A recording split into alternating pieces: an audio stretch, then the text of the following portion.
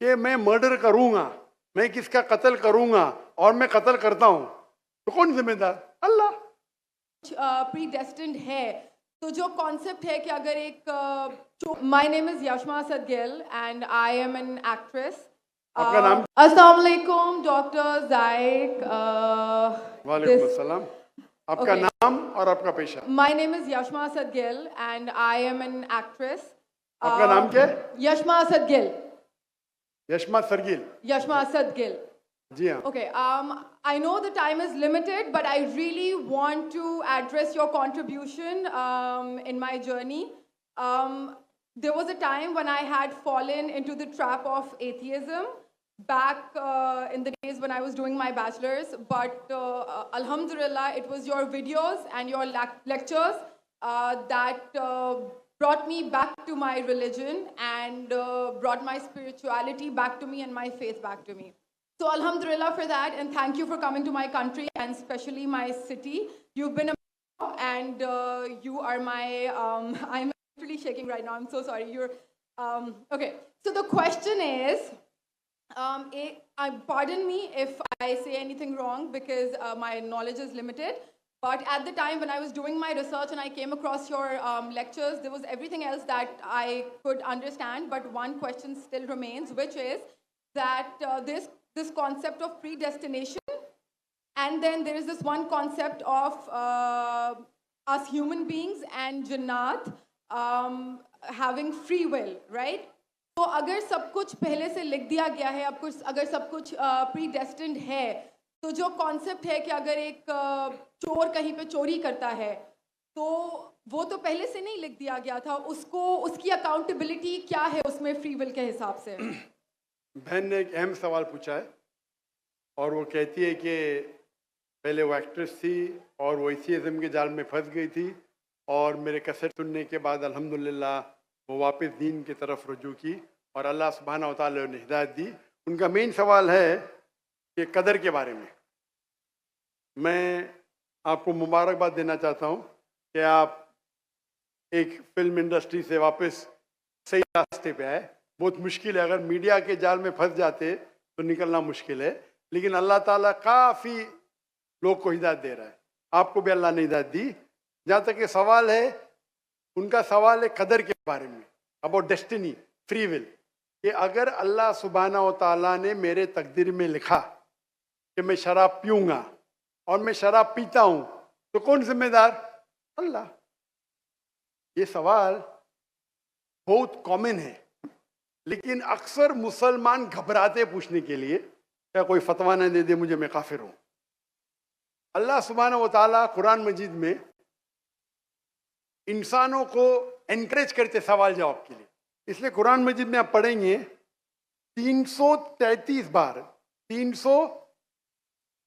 323 times, 323 बार कहा गया है कुल, कालू, इन लोग ने कहा, और 323 बार अल्लाह कहते कुल, उनसे कहो।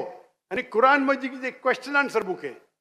323 टाइम्स पूछा गया कि क्या सवाल है, अल्लाह बोलता है कुल, कहो कुल। उनने पूछा अल्लाह कौन है, कुल वल्लाहु अहद।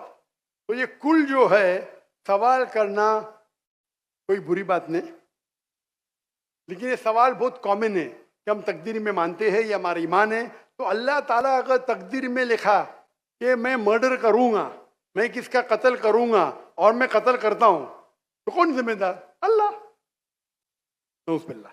अगर लिखा है मेरे तकदीर में कि मैं शराब पीऊंगा और मैं शराब पीता हूं, कौन जिम्मेदार? अल्लाह। नऊज़ुबिल्लाह। इसका जवाब ये है कि हमें समझना चाहिए तकदीर की क्या मानी है। और ये सवाल जब मैं दावती मैदान में पहले शुरू किया तो ये बहुत परेशान कर, किसने पूछा नहीं मुझे, अल्लाह की मदद है, अल्लाह की मदद है। जवाब मिलने के बाद ही लोग पूछते हैं। जवाब मिला, फिर मैंने उलमा से पूछा सही है, तो उन्होंने बोले माशाल्लाह अच्छा जवाब है, और मैं अभी पेश करूंगा आपके सामने। मैं मिसाल देता हूं कि अगर एक टीचर क्लासरूम में 100 बच्चे को पढ़ा रही है, 1 साल पढ़ाने के बाद इम्तिहान के पहले टीचर बोलती है ये बच्चा एग्जामिनेशन में फर्स्ट क्लास फर्स्ट आएगा, ये बच्चा सेकंड क्लास आएगा, ये बच्चा फेल होएगा, माफ करना, आपको मिसाल बोल रहा हूँ, खाली मिसाल है आपके लिए। और एग्जामिनेशन के बाद ये सही निकलता है, ये बच्चा फर्स्ट क्लास फर्स्ट आता है, ये बच्चा सेकंड क्लास, ये बच्चा फेल होता है। मेरा सवाल है कि जो बच्चा फेल हुआ वो बोल सकता है कि टीचर ने प्रेडिक्ट की, क्योंकि टीचर ने प्रेडिक्ट की क्या मैं फेल होऊंगा इसलिए मैं फेल हो गया, क्या वो बोल सकता है ऐसा? हाँ क्या नहीं? हाँ क्या नहीं? नहीं। टीचर देखती थी कि ये बच्चा स्टूडियस है, बराबर होमवर्क करता है, ज़हीन है, ये बच्चा एवरेज है, ये बच्चा हॉकी खेलता था, क्लास में भी नहीं आता था, पिक्चर देखता था, तो ने देख के प्रिडिक्ट की। और टीचर अक्सर सही होती है, लेकिन इंसान है, गलती भी हो सकती। इसी तरीके से अल्लाह सुब्हाना व ताला एक इंसान नहीं है, अल्लाह के पास इल्मे गैब है। अल्लाह को पहले ही पता है आप क्या डिसीजन लेने वाले हैं। मिसाल के तौर पर चौराहे, वो 4 में से एक सड़क को चुन सकता है, नंबर 1 सड़क, नंबर 2 सड़क, नंबर 3, नंबर 4। वो चुनता है नंबर 2 सड़क। चॉइस किसकी? चॉइस किसकी? इंसान की। हाँ क्या नहीं? हाँ क्या नहीं? लेकिन अल्लाह सुब्हानहू व तआला को इल्मे गैब है कि 5 तारीख को अक्टूबर के रात को 1 बजे, 1:15 बजे ये चौराहे पे आएगा। उसके पास 4 चॉइस थे, सड़क नंबर 1, सड़क नंबर 2, सड़क नंबर 3, सड़क नंबर 2 चुनेगा। तो अल्लाह ताला लिख देते तकदीर में पहले ही कि ये इंसान 5 अक्टूबर की रात को 1 बजे, 1:15 बजे सड़क नंबर 2 पे चुनेगा। तो सड़क नंबर 2 किसने चुना? अल्लाह ने या क्या इंसान ने? अल्लाह ने चुना या इंसान ने चुना? इंसान ने चुना। तो कौन जिम्मेदार, अल्लाह या इंसान? अल्लाह या इंसान? इंसान। वो आगे जाता है और 3 सड़क आते, सड़क ए, सड़क बी, सड़क सी। वो चुनता है सड़क ए, अल्लाह ताला जानता है कि वो सड़क ये चुनेगा, लिख देता है। कौन जिम्मेदार? इंसान। अल्लाह जानते हैं कि ग्रेजुएशन पास करने के बाद वो इंसान ईमानदारी से कमा सकता है या चीटिंग करके कमा सकता है। वो चीटिंग करके कमाता है, अल्लाह ताला लिख देते कि ग्रेजुएशन के बाद ये इंसान को ऑप्शन नंबर था ईमानदारी से कमाए, चीटिंग करके कमाए। वो चीटिंग करके कमाएगा, एडवांस में लिखते।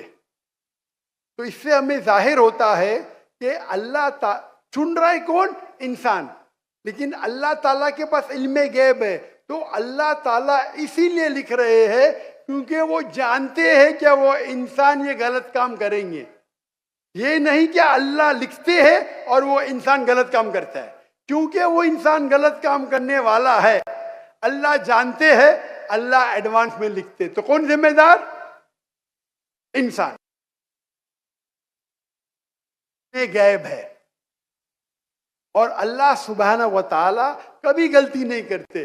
अल्लाह ने आपको इख्तियार दिया कि आप चोरी करके जिंदगी बसर कर सकते या ईमानदारी से। आप ईमानदारी से करते, अल्लाह ताला लिख देते क्या ये इंसान ईमानदारी से जिंदगी बसर करेगा। तो कौन जिम्मेदार? इंसान। एक हदीस में आता है कि दुआ तकदीर को बदल सकती है। सही बात है। मिसाल के तौर पे आप जाते हैं एग्जामिनेशन में, आपको पेपर आपका बहुत खराब जाता है, आप जानते हैं मैं फेल होने वाली हूं, आप घर पे आके दुआ करते या अल्लाह मुझे पास कर। अल्लाह सुब्हानहू तआला को पता है कि आप एग्जामिनेशन में जाने वाले ये तारीख को आप फेल होंगे। अल्लाह को ये भी पता है कि आप घर पे आके दुआ करेंगे। हाँ कि नहीं? अल्लाह को ये भी पता है कि अल्लाह दुआ कबूल करेंगे कि नहीं। अल्लाह दुआ कबूल कर लेता है। तो तकदीर में लिखा है ये लड़की एग्जामिनेशन में जाती है, फेल होने वाली थी, घर पे आके दुआ करती है, अल्लाह ताला दुआ कबूल कर लेता है, उसे पास कर लेता है। तो हमें पता नहीं कि क्या होगा, तो दुआ करना अच्छी बात है। इसीलिए अल्लामा इकबाल फरमाते खुदी को कर इतना बुलंद कि हर तकदीर के पहले खुदा बंदे से खुद पूछे तेरी रजा क्या है। सुभान अल्लाह। तो तकदीर का मतलब अल्लाह सुब्हानहू व तआला ने आपको इख्तियार दिया है। 100% नहीं, 95%, 90, मैं चाहता हूँ मैं दुनिया को तबाह कर दूँ, अल्लाह ताला नहीं करेगा। लेकिन अल्लाह आपकी चॉइस आपके ऊपर छोड़ा है। आपको हिदायत दी कुरान में और हदीस में, आप फॉलो करो नहीं करो आपके ऊपर है, आपके ऊपर फ्री विल है। लेकिन अगर आप कोई गलती करते आप जिम्मेदार, आप कोई अच्छाई करते आप जिम्मेदार। तो इसीलिए तकदीर के बारे में अल्लाह को इल्म गैब है। तो जो भी गलत काम करते हैं आप करते हैं, अल्लाह ताला आपसे नहीं करवाता। तो ये अगर आप समझ लेंगे तो इंशाअल्लाह आप कुरान मजीद की जो तालीमात पे अमल करेंगे और इंशाअल्लाह आप जन्नत में जाएंगे। Hope that answers the question.